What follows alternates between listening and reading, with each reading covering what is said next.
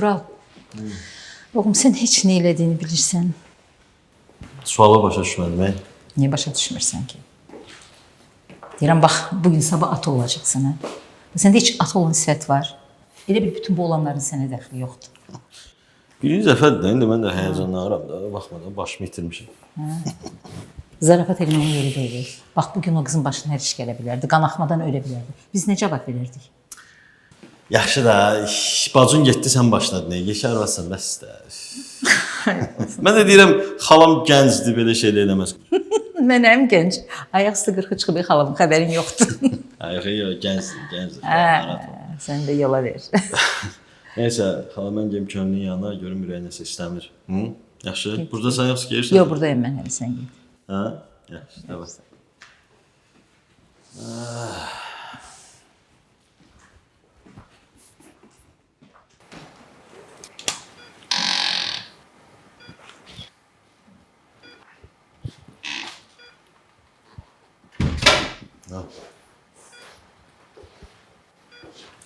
Necəsən könül? Yaxşıyım, sağ ol. Qorxutdun bizi. Mən də çox qorxdum.